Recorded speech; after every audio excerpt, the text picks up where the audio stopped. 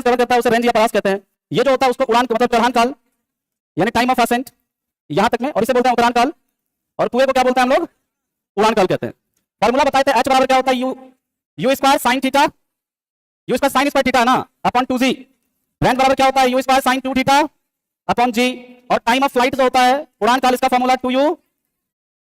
और चढ़ान या उतरान काल दो हटा दीजिए यहां से, चढ़ान काल या उतरान काल जो होता है ये यहां से आप हटा दो, u sin theta upon g होता है। ये हम लोगों ने पढ़ा था, ठीक।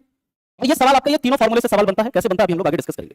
अब यहां पर देखिए इसका कई बार पूछा जाता है जो प्रोजेक्टाइल मोशन होता है, प्रोजेक्टाइल मोशन का जो पथ है वो कैसा होता है? तो कैसा होता है? पैराबोलिक होता है। तो लिख लेना प्रोजेक्टाइल मोशन का पाथ या प्रक्षेप्य गति का पथ पैराबोलिक होता है। मोशन का पाथ कैसा होता है? पैराबोलिक होता है या परवलयाकार होता है। पैराबोलिक होता है या फिर इसे बोलते हैं परवलयाकार। इसके बाद कई बार आपसे सवाल पूछ दिया जाता है ये जो प्रोजेक्टाइल मोशन है इस प्रोजेक्टाइल मोशन के पथ को क्या बोलते हैं, है ना? ये सवाल आपसे बन जाता है। याद रखिएगा, नेक्स्ट पॉइंट लिख लीजिएगा, प्रोजेक्टाइल मोशन के पथ को ट्रैजेक्टरी बोलते हैं। क्या बोलते हैं? ट्रैजेक्टरी कहते हैं। ट्रैजेक्टरी का मैं हिंदी ऊपर लिख दे रहा हूं, आप लोग यहां पर हिंदी में लिख लेना। ट्रैजेक्टरी को हिंदी में बोलता है प्रक्षेप्य वक्र। ट्रैजेक्टरी को हिंदी में क्या बोलता है? प्रक्षेप्य वक्र। लेकिन आपके एग्जाम में ना ट्रैजेक्टरी ही लिखा हुआ आएगा, हिंदी अंग्रेजी दोनों में, है ना? क्योंकि प्रक्षेप्य वक्र अगर लिखा दे देगा तो आप ऊपर लगा दीजिएगा फिर, है ना? एग्जाम में आपके ट्रैजेक्टरी ही लिखा हुआ रहेगा। अब यहां से सवाल कैसे बनेगा हम लोग उसे देखते हैं। पहले यहां तक बात समझ में आ गई? किसी को कोई दिक्कत इसमें? इसका एग्जांपल देखते हैं कि इसका प्रोजेक्टाइल मोशन का एग्जांपल क्या क्या है, फिर इससे कैसे न्यूमेरिकल बनेंगे, कैसे सवाल बनेंगे, मैक्सिमम हाइट, मैक्सिमम रेंज वो कैसे बनता है उसे भी हम लोग डिस्कस करेंगे, ठीक है? इसके बाद फिर स्टार्ट करेंगे फोर्स में हम लोग देखेंगे कॉन्टैक्ट फोर्स क्या है, नॉन कॉन्टैक्ट फोर्स क्या है, बैलेंस्ड क्या है, अनबैलेंस्ड क्या है। हाँ भैया मतलब आते हैं, लेकिन मतलब कभी कभी आता है, और छोटा टॉपिक है, ज्यादा बड़ा टॉपिक है नहीं ये। हाँ रुके हुए हैं, है ना? ये फॉर्मूला आप लोगों को याद रखना है, फॉर्मूला से सबसे ज्यादा सवाल बनता है यहाँ पर। हो गया, चला है, ठीक है? इसका एग्जांपल लिख लीजिएगा। पहला, छक्का मारने पर बॉल की गति। दूसरा, भाला फेंकने पर भाले की गति। फुटबॉल को किक करने पर फुटबॉल की गति। फुटबॉल को किक करने पर फुटबॉल की गति। इसके बाद याद रखिएगा, बंदूक से गोली छूटने पर या बुलेट छूटने पर गोली की गति यानी बुलेट की गति। इसके बाद याद रखिएगा, सैटेलाइट लॉन्च होने पर सैटेलाइट की गति। सैटेलाइट लॉन्च होने पर सैटेलाइट की गति। ये सब इसका एग्जांपल है। हाँ, अब देखो आपसे एक सवाल बनता है यहां से कि कोई बंदर है, पेड़ पर बैठा है, और किसी शिकारी ने निशाना मतलब कि फायरिंग की तो वो बंदर फायर होते ही क्या किया? वो पेड़ से कूद गया। अब वो गोली लगेगी नहीं लगेगी, कहां जाएगी? इस तरह का सवाल बनता है। तो ठीक है, इसको नोट करके ये पॉइंट लिख लीजिएगा आप लोग, चित्र भी आपको दिखा देंगे अभी। पहले लिख लो, इसके बाद नोट वाला पॉइंट मैं लिखा देता हूं। इसे में लिख लेना छठा पॉइंट, या नोट करके अलग से लिख लेना आप। अच्छा, थीटा का वैल्यू भूल जाते हैं, अभी लिखा देंगे थीटा का वैल्यू, है ना? सर दर्द दे रहा है ठंडा से, अच्छा तो टोपी पहन लो, है ना? सर दर्द दे रहा है तो, है ना? सर जी अच्छा, ऑनलाइन में देखो आपका ओल्ड स्टूडेंट आया है, अच्छा। चलिए हम लोग बात करते हैं इसके आगे। लिख लिया सभी ने? नोट में लिख लीजिएगा, मैं लिख ही देता हूं, तो 4-5 बार बोलवा देंगे आप। याद रखिएगा, अगर किसी पेड़ की जगह पर कहीं पर भी बैठे, नॉर्मली बंदर पेड़ पर ही बैठता है, किसी पेड़ पर बैठे बंदर पर कोई शिकारी निशाना लगाकर गोली चलाता है, और गोली छूटते ही बंदर पेड़ से कूद जाता है ना?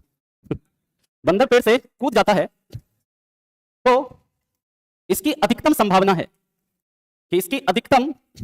संभावना है कि यह गोली बंदर को लगेगी। क्यों ऐसा होता है अभी आपको समझाएंगे। यह गोली बंदर को लग जाएगी। देखो अब इसका चित्र दिखा के समझाते हैं आपको, पहले लिख लीजिए इसे। क्योंकि देखो बंदर जब कूदेगा तो वो भी प्रक्षेप्य गति में होगा, और जैसे गोली जाएगा तो वो भी प्रक्षेप्य गति में होगा। इसकी अधिकतम इसकी संभावना रहती है वो गोली जाएगा और बंदर को लग जाएगा, ठीक है? जैसे मान लीजिए यहाँ पे चित्र ही दिखा देते हैं, चित्र निकाल के, है ना? एग्जाम्पल ऑफ, कोई नहीं, एग्जाम्पल ऑफ मंकी।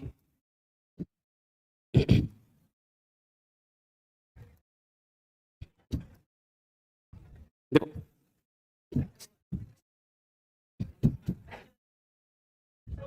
नीचे वाला ज्यादा मतलब क्या, ये वाला लगाए, ये वाला, इसका बंदर ज्यादा बढ़िया है। ठीक है, अरे कोई भी ठीक है भाई, समझ देखिए तब इसको क्या लगाना है चित्र को, समझ में आएगा ना तुम लोगों को जी? बता, अब इसमें क्या समझाने का है जरूरत? अच्छा चलो ठीक है, कोई बात नहीं, लगा देते हैं, लगा देते हैं।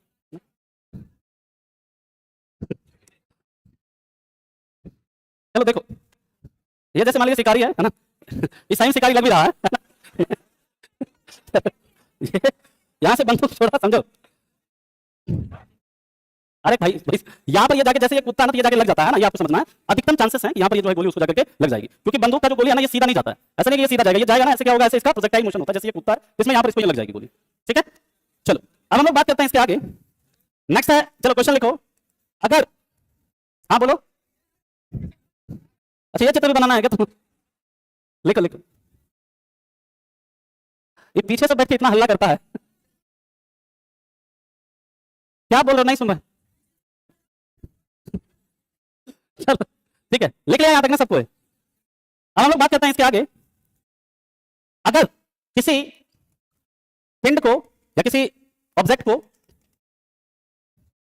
के प्रारंभिक वेग को दोगुना कर दिया जाए, तो उसके रेंज पर यानी परास पर क्या प्रभाव पड़ेगा? कितना गुना होगा? 2 गुना, 4 गुना, 6 गुना, 8 गुना, है ना? तो देखिए इस तरह का सवाल बने तो आपका क्या होता है, रेंज का फॉर्मूला होता है यू स्क्वायर साइन 2 थीटा अपन क्या होता है, जी, यही होता है ना? अब जैसे मान लीजिए प्रारंभिक वेग को दुगुना करेंगे तो क्या हो जाएगा, रेंज आपका क्या हो जाएगा, 4 गुना हो जाएगा। ये याद रखिएगा, पूछता है ऐसा सवाल। हाइट भी क्या हो जाएगा बताओ, हाइट भी यू स्क्वायर क्या है, साइन स्क्वायर थीटा अपन जी है, हाइट भी क्या हो जाएगा आपका, 4 गुना हो जाएगा, अगर इनिशियल वेलोसिटी को दुगुना बढ़ा देंगे तो। अब समझिएगा यहां से, जैसे क्वेश्चन आपको न्यूमेरिकल कैसे बनेगा कि, अच्छा ठीक है, लिखो लिखो लिखो, हो गया। चलो चलिए अब इसके आगे चलते हैं। इन लोगों का अलग आस्की चलता रहता है, बताओ। चेहरा मासूम तेरा नहीं, अरे भाई गजब। चलिए, अरे आधा ही लिखी है भाई, है ना? ठीक है, अब हम लोग आते हैं इसके आगे, समझिए। कह रहा है कि क्वेश्चन लिखिए, अगर किसी पिंड को 10 मीटर प्रति सेकंड के प्रारंभिक वेग से, सवाल बनाओ ये, 30 डिग्री के कोण पर फेंका जाता है, तो पहला रेंज क्या होगा बताना है आपको, दूसरा हाइट क्या होगा, और तीसरा आपको बताना है टाइम ऑफ फ्लाइट क्या होगा। ओके, एंड जी आपको दिया हुआ है, मान लीजिए 10 मीटर पर सेकंड स्क्वायर, क्वेश्चन में दिया हुआ है जी कितना है, 10 मीटर पर सेकंड स्क्वायर दिया हुआ है। तीनों निकालिए आप लोग।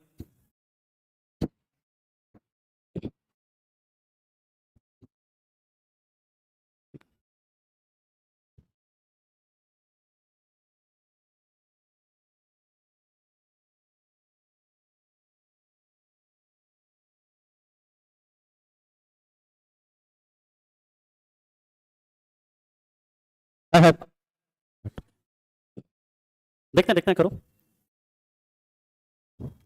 चलो निकालें आप। रेंज का फॉर्मूला क्या है, तो यू स्क्वायर साइन 2 थीटा अपन क्या है, जी है। यू कितना है, 10 गुने 10 गुने साइन 60 हो जाएगा ना, अब बटे 10, ये कट गया, साइन 60 का फॉर्मूला कितना होता है, √3/2, तो 5√3 हो गया, क्या मीटर ना जी। हाइट बराबर क्या है, u square sine square theta upon g upon 2 g, तो ये आपका 10 गुने 10 गुने साइन स्क्वायर 30 डिग्री बटे 2 × 10, यही होगा ना?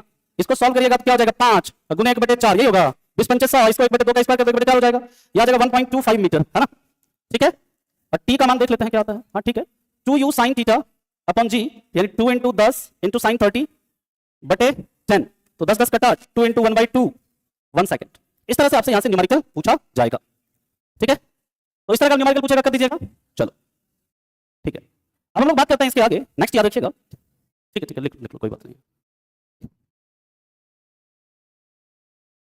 हो गया। अब क्वेश्चन लिखिए,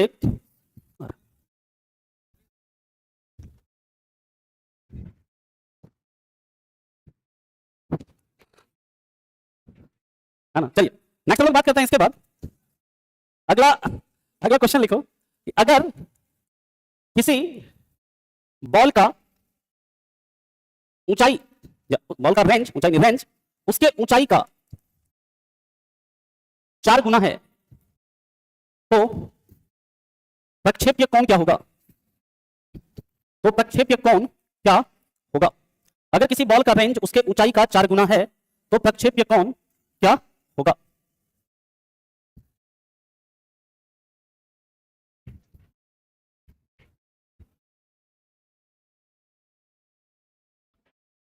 करो, ज्यादा मुश्किल नहीं है, बस आपको कॉन्सेप्ट पता होना चाहिए तो आप निकाल सकते हो। देखते हैं।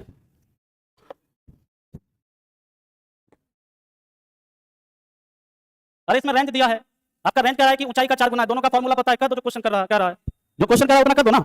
Range is equal to R is equal to 4h करो, आर का फॉर्मूला पता है आपको, एच का फॉर्मूला पता है, पुट करके देखो थीटा कितना आ रहा है, 45 डिग्री आएगा, करके देखिए आप लोग, कोशिश से ना करना है एकदम, है ना।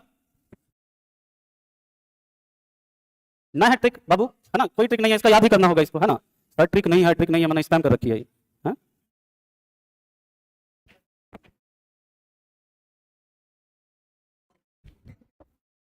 चलो देखते हैं इसको, समझते हैं। आर इज इक्वल टू क्या है, क्वेश्चन का R is equal to 4h, R का फॉर्मूला क्या है, यू स्क्वायर बराबर क्या 4 into u square sine square theta upon 2g, दो से ये कितनी बार में कटा, ये जी कटा, ये जी कटा, यू स्क्वायर कटा, क्या बचा हमारे पास sine 2 theta is equal to 2 sine square theta, है ना, यानी इसको हम ऐसे लिख सकते हैं कि साइन 2 थीटा का फॉर्मूला क्या होता है, 2 sine theta into cos theta is equal to 2 sine square theta, एक साइन थीटा कट गया, दो दो क्या हो गया, कट गया, यानी cos थीटा बराबर क्या हो गया साइन थीटा, इतना तो आपको पता है ना, दोनों का मान किस पर बराबर होता है 45 डिग्री पर, तो ऐसे आप लिख सकते हैं, बाकी आपको निकालना है तो आप लिख लो ऐसे tan 45 sorry tan theta is equal to 1, तो थीटा इज इक्वल टू क्या आ जाएगा 45 डिग्री आ जाएगा, ठीक है। तो यानी कि आपको ये पता चल गया कि अगर किसी को हम 45 डिग्री के कोण पर फेंकते हैं तो वो क्या होता है, उस समय जो आपका उसका जो रेंज होगा वो उसके हाइट का कितना गुना होता है, 4 गुना होता है, ठीक है। और बाकी ये तो आपको पता ही है, अभी हम लोग लिखेंगे भी हालांकि कि फिर से रिलेटेड और भी एक सवाल बनता है, उसको भी हम लोग डिस्कस करेंगे। चलें आगे, मूव कराएं, लिखो लिखो जल्दी करो। कल हम लोग का फोर्स एंड ग्रेविटेशन जो है, आज ही फोर्स तो स्टार्ट करेंगे हम लोग, और फोर्स काफी हो भी जाएगा, कल हम लोग ग्रेविटेशन पर मूव कर जाएंगे, है ना। तो नेक्स्ट हम लोग बात करते हैं कि नोट में लिखिएगा कि किसी पिंड को 45 डिग्री के कोण पर फेंकने पर वह मैक्सिमम रेंज को, अधिकतम पास को प्राप्त करता है, और अगर आपका मैक्सिमम रेंज का फॉर्मूला पूछे तो भाई क्या हो जाएगा बताओ, यू स्क्वायर साइन 2 थीटा है ना, इसका मान क्या हो जाएगा 1 बटे जी, यही है ना, इसका मान 1 हो जाएगा, तो आर मैक्स का क्या हो जाएगा, इसको 1 कर दो, हटा देते हैं इसको, यानी क्या आ जाएगा हमारा formula u square upon g, R max का फॉर्मूला पूछे तो याद रखिएगा यू स्क्वायर अपॉन जी होता है। दूसरा याद रखिएगा कि अगर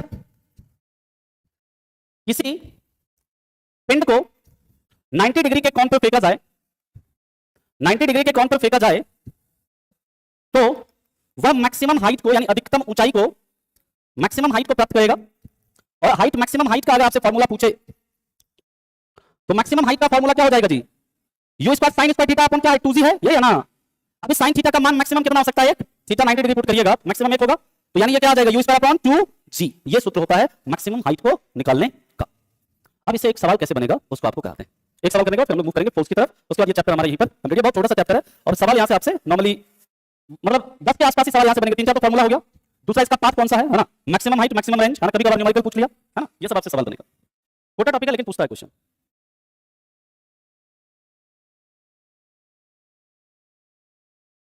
हो गया, चलिए हम लोग एक क्वेश्चन लिखते हैं, इस क्वेश्चन को करिए। अगर किसी गेंद को 20 मीटर प्रति सेकंड के प्रारंभिक वेग से वर्टिकली, वर्टिकली यानी क्या है ऊर्ध्वाधर, वर्टिकली ऊपर फेंका जाता है, वर्टिकली ऊपर फेंका जाता है, तो इसका दूरी तथा विस्थापन क्या होगा। सवाल को मैंने थोड़ा सा चेंज किया हुआ है, थोड़ा ताकि आप लोग थोड़ा हल्का सा दिमाग लगाइए इसमें, है ना, करिए सॉल्व करिए ना। उसका मैक्सिमम दूरी, मतलब एक सेकंड रुक जाओ, 20 मीटर के प्रारंभिक वेग से वर्टिकली ऊपर फेंका जाता है, तो इसका दूरी नहीं मतलब अधिकतम ऊंचाई पर पहुंचने पर, याद रखिए इसका अधिकतम ऊंचाई पर पहुंचने पर, ये क्वेश्चन को थोड़ा सा, या फिर तो इसका दो तरह से सवाल बन सकता है, मैं दोनों ही आपको लिखा देता हूं, आपके मैं समझा दूंगा इसको। तो अधिकतम ऊंचाई पर,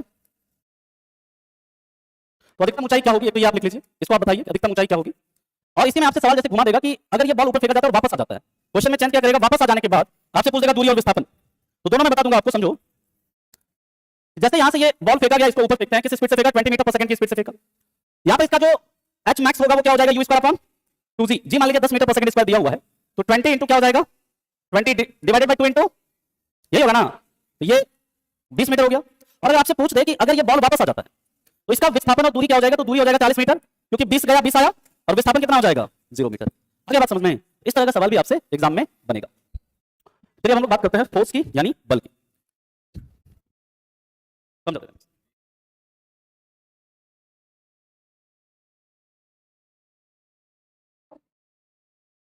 चलो देखो, जिसको भी समझ में नहीं आया समझिए। कह रहा है कि यहां पर ये बॉल को हम ऊपर फेंक रहे हैं, यू आपका दिया है 20 मीटर पर सेकंड, कह रहा है कि मैक्सिमम कितने ऊंचाई तक जाएगा ये पूछ रहा है आपसे।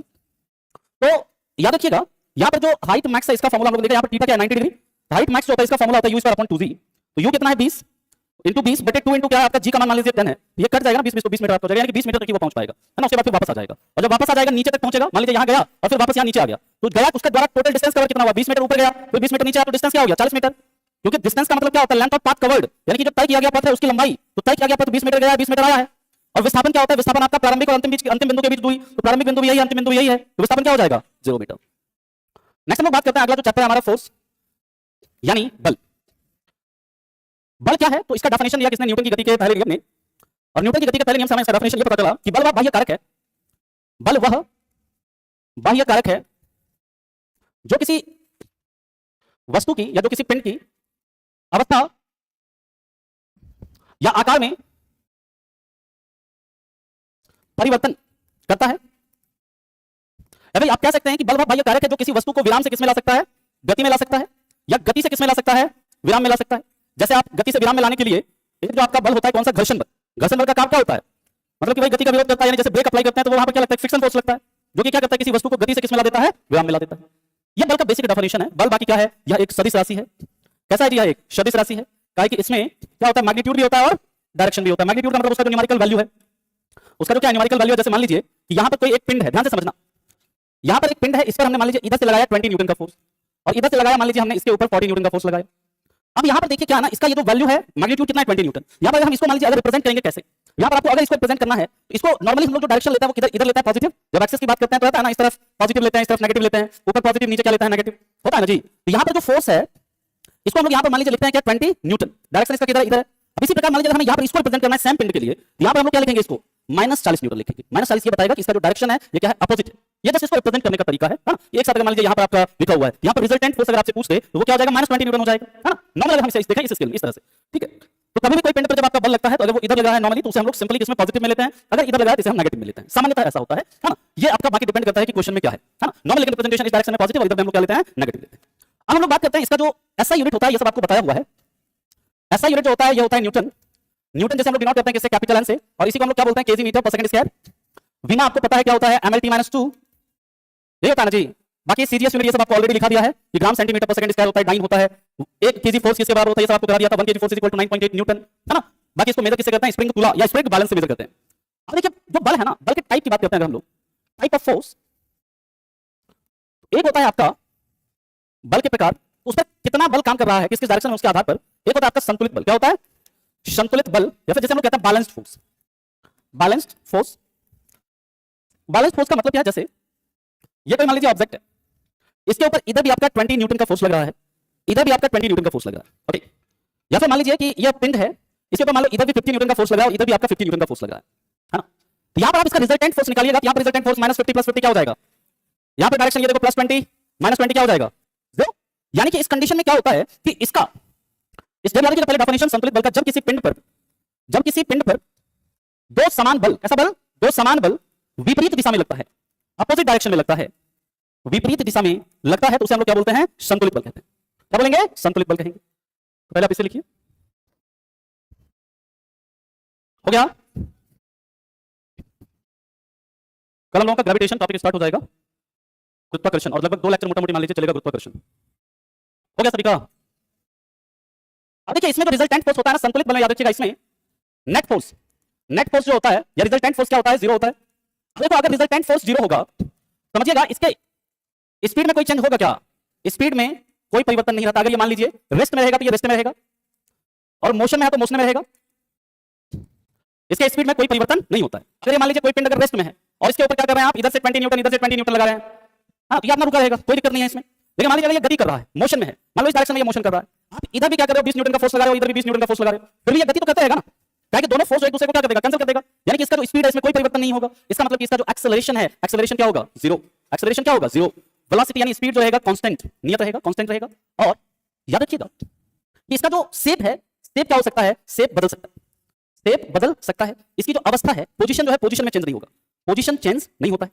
क्या अगर रेस्ट में रहेगा तो रेस्ट में रहेगा, और मोशन में रहेगा तो मोशन में रहेगा। पोजीशन का मतलब यहाँ पर कि वो किस स्थिति में है, विराम में है या गति में है। अगर विराम में रहेगा तो विराम में रहेगा, अगर गति में रहेगा तो गति में ही रहेगा। उसके पोजीशन में भी कोई फर्क नहीं पड़ता है, इस चीज को आप याद रखिए, है ना। हाँ पढ़ लो निकी, है ना, यहाँ पर, है ना। कमेंट आपका क्या है बताइए, है ना। सर न्यूमेरिकल आएगा, बिल्कुल आ सकता है। जो डाउट है तुम्हारा डाउट पूछो ना। हो गया, चलिए अब हम लोग बात करते हैं, दूसरा होता है असंतुलित बल। असंतुलित बल या जैसे हम लोग कहते हैं अनबैलेंस्ड फोर्स, असंतुलित बल। असंतुलित बल की बात करते हैं, याद रखिएगा जब किसी पिंड पर दो अनइक्वल फोर्स यानी दो असमान बल विपरीत दिशा में लगता है तो इसे क्या बोलते हैं, तो इसे असंतुलित बल कहते हैं। क्या बोलते हैं इसे, असंतुलित बल। अब देखो जैसे मान लीजिए कोई पिंड है, हाँ क्या बैलेंस फोर्स में शेप कैसे चेंज होगा। जैसे मान लीजिए कि कॉपी देना चाहिए थोड़ा सा, कोई है तो गड़बड़, लेकिन कोई बात नहीं है, ये रुकिए हमको बॉटल दो। इसका ऐसा शेप है, हम दोनों तरफ से इस पर इक्वल फोर्स लगाते हैं 50-50 न्यूटन का, और ऐसे बदल रहा है ना। इस तरह से क्या होता है आपका, अगर बैलेंस फोर्स लगाने पर क्या होता है, शेप में बदलाव होता है, लेकिन उसका पोजीशन चेंज, मतलब पोजीशन जो है चेंज नहीं होगा। स्थिति जिस स्थिति में है उसी स्थिति में। अब देखो यहाँ पे, अब यहाँ पर मान लीजिए ये जो पिंड है मान लो रेस्ट में, अब इसमें हम क्या कर रहे हैं, इधर से 50 न्यूटन का फोर्स लगा रहे हैं, और इधर से मान लीजिए हम कितना 20 न्यूटन का फोर्स लगा रहे हैं, और इसका मास मान लीजिए 6 केजी है। मास कितना इसका, 6 केजी है। अब यहाँ पर देखिए रिजल्टेंट फोर्स जो है ये आपका किधर होगा, इधर होगा कितना 30 न्यूटन, यानी कि यहाँ पर अब ये क्या होगा, एक्सेलरेशन प्रोड्यूस होगा कितना 5 मीटर पर सेकंड स्क्वायर का होगा कि नहीं, क्योंकि आप लोग जानते हैं ना F इज इक्वल टू क्या होता है, m into a, यानी कि यहाँ पर 30 है, 30 is equal to 6 into a हो जाएगा, ये आपका 5 मीटर पर सेकंड स्क्वायर हो जाएगा। इसका मतलब यह है कि यहाँ पर इसमें जो है आपका नेट फोर्स जीरो नहीं होता है ना, इसमें नेट फोर्स या जो रिजल्टेंट फोर्स होता है कुल बल शून्य नहीं होता है, जीरो नहीं होता है। इसका मतलब यहाँ पर जो आपका इसका कुछ ना कुछ एक्सेलरेशन होता है, यानी कि इसमें त्वरण भी जीरो नहीं होता है ना, इसमें एक्सेलरेशन भी जीरो नहीं होता है, शून्य नहीं होता है, इसमें एक्सेलरेशन भी आपका जीरो नहीं होगा। यानी कि अब यहाँ पर जो है याद रखिएगा इसका शेप भी बदल सकता है, मतलब इसका स्पीड कांस्टेंट रहेगा क्या पता नहीं, इसका स्पीड कांस्टेंट नहीं रहता है, नियत नहीं रहता है। और याद रखिएगा जो इसका इसमें क्या होता है, इसमें शेप तथा अवस्था दोनों में परिवर्तन हो सकता है इसमें अगर कोई पिंड गति में हो तो वो विराम में आ सकता है, और अगर मान लीजिए मतलब विराम में है तो गति में आ सकता है, यानी कि इसमें अवस्था तथा आकार दोनों में परिवर्तन हो सकता है, अवस्था तथा आकार दोनों में परिवर्तन हो सकता है, यानी it can change shape and position both. ठीक है, इसका तो कैरेक्टरिस्टिक्स है, ये सब जो पॉइंट लिखा हुआ है आपके साथ पीवाईक्यू में भी, यहाँ से प्रीवियस में भी सवाल बना हुआ है बैलेंस और अनबैलेंस फोर्स से। ठीक है ना, कि क्या चेंज होता है क्या चेंज नहीं होता है, रिजल्टेंट फोर्स किसमें जीरो होता है किसमें नहीं होता है, एक्सेलरेशन कहां पर जीरो होता है किसमें नहीं होता है, किसमें स्पीड कांस्टेंट रहता है किसमें नहीं रहता है ना, इस तरह का किसमें एक्सेलरेशन प्रोड्यूस होगा किसमें नहीं होगा, है ना। अब हम लोग बात करते हैं इसके आगे, लिख लिया सभी ने यहाँ तक। अब जैसे एक सवाल बनता है, कैसे सवाल बनेगा उसको हम लोग थोड़ा करते हैं। एक न्यूमेरिकल यहाँ से इस तरह का बनता है आपसे, चला आगे। अब जैसे क्वेश्चन दे देगा कि कोई पिंड है, उसका मास मान लीजिए कितना है, उसका मास है मान लीजिए, कोई मास नहीं दिया है, मान लो दे दिया कि इस पे 100 न्यूटन का बल लगाने पर ये 5 मीटर प्रति सेकंड स्क्वायर के एक्सेलरेशन से गति कर रहा है, समझिएगा। और कहेगा भाई दूसरा पिंड है, इसके ऊपर 150 न्यूटन का फोर्स लगाने पर, 150 न्यूटन का फोर्स लगाने पर ये मान लीजिए 6 मीटर प्रति सेकंड स्क्वायर के एक्सेलरेशन से क्या कर रहा है, गति कर रहा है। अब क्या देगा कि इस दोनों को पिंड को क्या करते हैं, एक साथ मिला देते हैं और इसके ऊपर लगा देते हैं, मान लीजिए दे दिया कि 360 न्यूटन का फोर्स लगा देते हैं, तो इसका एक्सेलरेशन क्या होगा। इस तरह का न्यूमेरिकल आपसे एग्जाम में बनता है। क्या करेगा, एक पिंड है, इसके ऊपर 100 न्यूटन का फोर्स लगाया तो 5 मीटर प्रति सेकंड स्क्वायर का एक्सेलरेशन प्रोड्यूस हुआ, त्वरण उत्पन्न किया। दूसरा पिंड है, इसके ऊपर 150 न्यूटन का फोर्स लगाया तो यहाँ पर 6 मीटर पर सेकंड स्क्वायर का त्वरण क्या हुआ, प्रोड्यूस हुआ। अब क्या है कि इस दोनों ऑब्जेक्ट को एक साथ मिला दिया, है ना। अब इसके ऊपर 360 न्यूटन का बल लगा रहे हैं तो कितना एक्सेलरेशन प्रोड्यूस होगा, यानी कि इसका त्वरण कितना होगा, आपसे ये पूछ रहा है। करिए सॉल्व, सिंपल है। यहाँ पर आपको मास निकालिए, इसमें मास निकालिए, फिर इसको यहाँ पर जोड़ करके इसका एक्सेलरेशन निकाल दो। यहाँ पर जब निकालिएगा तो ये क्या हो जाएगा, इसका मास बताओ, F इक्वल टू m, यहाँ पर 20 केजी हो जाएगा, यहाँ पर 25 हो जाएगा, दोनों को मिला दो कितना 45 केजी, ये जी। F इज इक्वल टू क्या इनटू a, F कितना है 360 is equal to 45 into a, 45 से कितनी बार में कटेगा, 8 बार में। एक्सेलरेशन इसका क्या हो जाएगा, 8 मीटर पर सेकंड स्क्वायर। इस तरह का न्यूमेरिकल आपसे एग्जाम में बनता है। इसके बाद अब होता है एक कांटेक्ट फोर्स होता है और एक आपका नॉन कांटेक्ट फोर्स होता है। कांटेक्ट फोर्स या फिर जैसे हम लोग क्या बोलते हैं संपर्क बल। संपर्क बल की बात करते हैं तो संपर्क बल यानी कि जो किसमें लगा हो, कांटेक्ट में लगा हो, संपर्क में लगा हो। यानी जैसे मान लीजिए हमने इसके ऊपर लगाया कुछ फोर्स, यहाँ पर कांटेक्ट संपर्क हो रहा है ना, तो इस तरह का जब भी आप किसी को, जैसे मान लीजिए ये आपका इसके ऊपर मैं इसको धक्का दे रहा हूं मान लीजिए, है ना, यहाँ पर जहां पर आप कांटेक्ट कर रहे हो वो कांटेक्ट फोर्स है। कांटेक्ट फोर्स की बात करते हैं तो याद रखिएगा नेक्स्ट है कांटेक्ट फोर्स। और कांटेक्ट फोर्स या फिर हम लोग बोलते हैं जैसे संपर्क बल, जब कोई बल दो सतह के बीच किसमें लगता है, संपर्क में लगता है, यानी कांटेक्ट में लगता है। जैसे इसका एग्जांपल लिख लीजिएगा, ये आपके लिए इंपॉर्टेंट है। पहला पेशीय बल। पेशिया बल या फिर जैसे हम लोग कहते हैं मस्कुलर फोर्स, यानी जहां पर आप किसी को पुश करते हैं, पुल करते हैं, है ना। और फोर्स के बारे में याद रखना, एक डेफिनेशन यहां पर आप और ऐड कर सकते हैं। जैसे फोर्स के बारे में कई बार कहा जाता है कि ये फोर्स क्या है, इट इज अ पुश और पुल, है ना। तो ये एक आप लिख सकते हैं यहां पर, ऐड कर लीजिएगा। या एक क्या है, धक्का या खिंचाव है, या एक धक्का या क्या है, खिंचाव है। फोर्स के बारे में ये भी कहा जाता है इट इज अ पुश और पुल, यानी किसी चीज को अगर आप पुश कर रहे हैं तो भी फोर्स लगा रहे हैं, खींच रहे हैं तो भी आप फोर्स लगा रहे हैं। अच्छा, कहां पर क्या लिखा है? अच्छा, यह एक धक्का या खिंचाव है। घड़ी पे एकदम तुम लोगों का बराबर ध्यान रहता है ना। चलो कोई नहीं, दूसरा याद रखिएगा, बस इसे लिख लेते हैं फिर फिनिश कर लेंगे क्लास। दूसरा है घर्षण बल, घर्षण बल या फिर जैसे वो कहते हैं फ्रिक्शन फोर्स।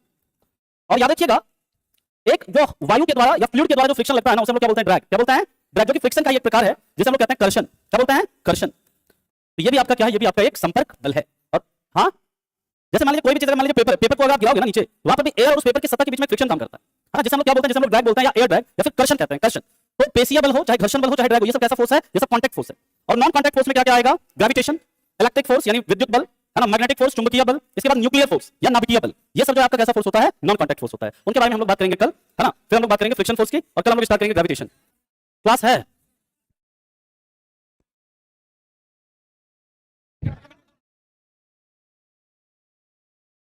क्लास कैंसिल हो गया है तो फिर पढ़ लो थोड़ा।